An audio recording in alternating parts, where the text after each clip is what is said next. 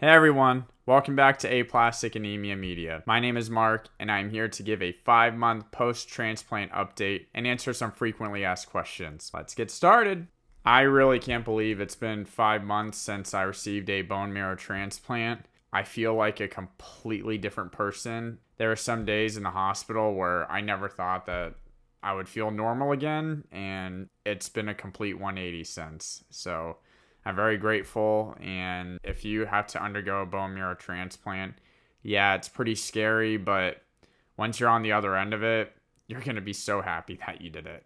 A lot has happened in the past 5 months since my transplant. Taylor and I celebrated our first anniversary at the Omni Hotel in Orlando, where we had a lovely weekend hanging out by the pool, and we also went to our favorite restaurant, Four Flamingos. I've also spent as much time as I humanly can with my lovely nieces. I went to Dinosaur World with Elizabeth and Olivia, and I also got to drive up to North Carolina to see my niece Quinn, so that was really special. Along with that, my doctors have cleared me to begin exercising. As someone who's always been super active, it's been really nice to get out of the house and get into the weight room. I even started Pelotoning.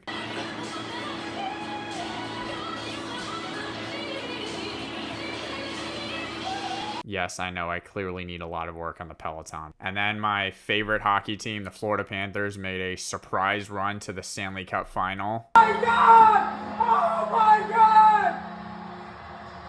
And Taylor, I love you so much. Thank you for accepting me for who I am as a crazy psycho sports fan. And then I even got to play catch with a former Florida Gator quarterback.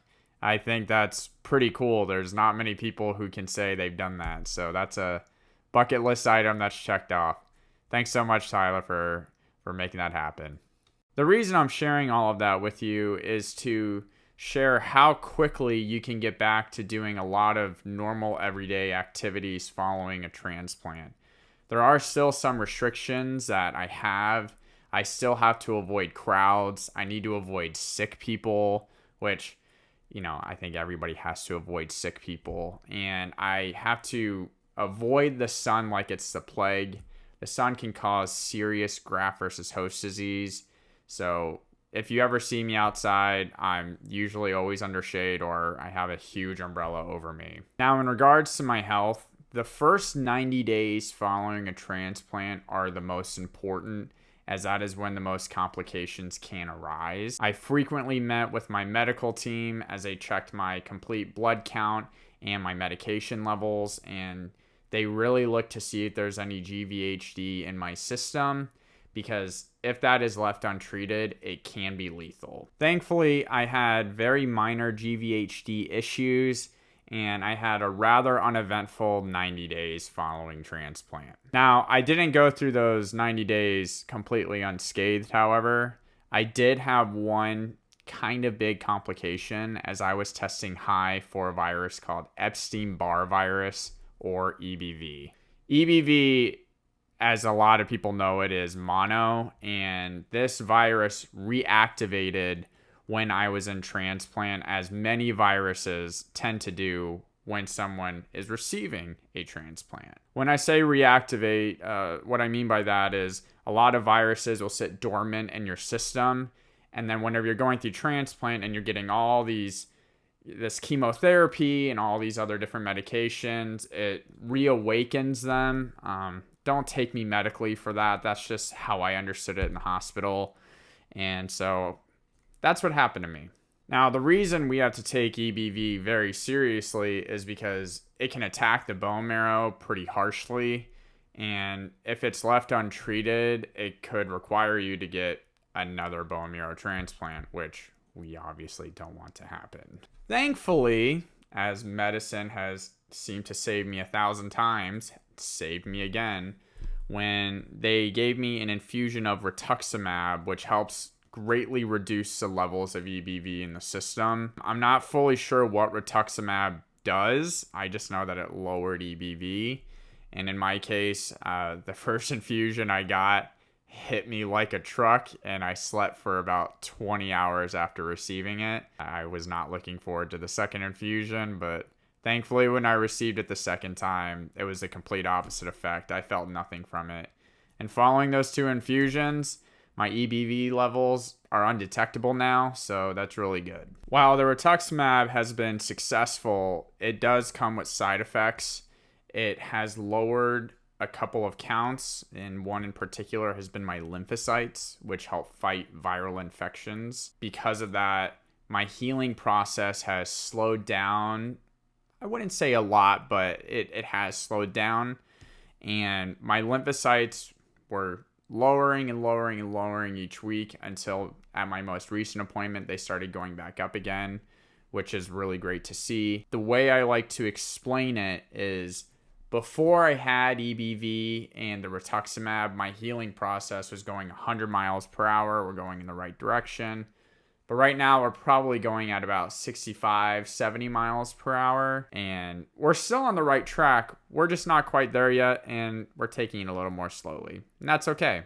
Other than that, there's not much more to report. And I'm happy to answer some frequently asked questions. So let's go with question number 1. When can you start traveling again? Yeah, Mark. All right, now you do it.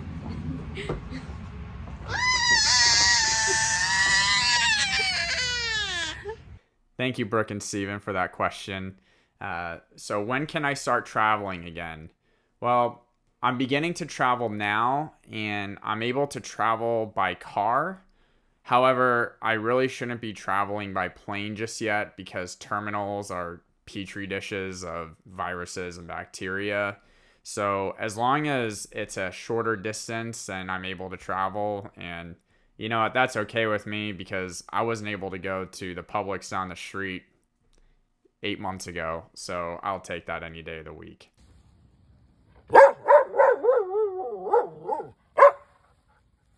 You're such a good girl, Paisley. And that was a great question. She asks, when will I have 0 restrictions? I don't quite have the answer for that yet, and I don't even know if I'm ever going to have a specific answer for it.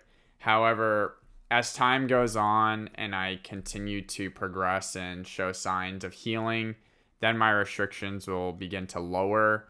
My doctors have been using 2 years as a benchmark for saying in 2 years, you'll be able to get back to almost 100% normal life. And so I would say, I guess, 2 years following transplant. But right now I'm living 85% of my normal life. So it's not like I'm missing out on a whole lot at the moment. Hi, my name is Michelle. I am Mark's sister, or better known around here as Olivia, Elizabeth, and Dennis's mom. Those are Mark's nieces and nephew. My question to Mark is, what side effects are you still feeling from your medication, and when do you expect those to fully subside? Thank you for that great question, Olivia, Elizabeth, and Dennis's mom. So she asked, what side effects am I feeling and when will those go away? So the main side effect I'm feeling is actually from the magnesium tablets that I'm taking. My magnesium levels have been pretty low since the transplant, and that's due to the tacrolimus medication I'm taking, absorbing and sucking up all the magnesium. I was actually even taking an infusion of magnesium every day at home. And thankfully, I'm not taking as much today, but the magnesium can cause you to go to the bathroom pretty frequently. And let's just say that the thing that you do in the bathroom, men don't do it standing up. That can happen, and it's not every day it's like that, but I need to be around a toilet pretty frequently. Hi, I'm Ken Pruitt, Mark's father. Mark, my question is, have you been able to work during the treatments and transplant? And if so, how were you able to maintain that schedule? Great question, Dad. Quick answer to that is during transplant and the 2 months following transplant, no, I did not work. I needed to give my body time to heal, and that's what I recommend to everybody going through a transplant. If you're able to do so, just relax, give your body time. But for the past 3 months since then, I've been able to work from home, and it's been great getting back into the swing of things. And your clients really understand whenever you tell them you've been through a bone marrow transplant and all your meetings had to be through Zoom. So it's been a pretty easy transition for me personally. Hi everyone, I'm Taylor, Mark's wonderful wife. My question is, when will you be able to meet your donor? Darling, you're so good at asking questions. So my wife asked, when will I meet my donor? Well, I hope to meet my donor. I believe you can meet them a year and a half after transplant. I'm probably wrong on that. I'm very not confident in that answer. But I know a year following transplant, Be the Match is going to reach out to me and my donor. And if we both agree that we would like to meet each other, then we can make it happen. Other than that, I don't know what the details are. And I just hope that whoever my donor is out there, who, yeah, I still don't know who it is. I really hope you agree to meet me so I can give you a huge hug and thank you in person for saving my life. So let's hope he or she's out there and they're willing to meet. Anyway, that's going to do it for this 5-month update video. I really appreciate all of you guys tuning in to watch. And as always, if you have any questions or anything, please feel free to comment down below. And please feel free to like and subscribe and maybe share this video. And as always, please consider signing up for the bone marrow registry or donating some blood out there. And Quinn, why don't you take this one away?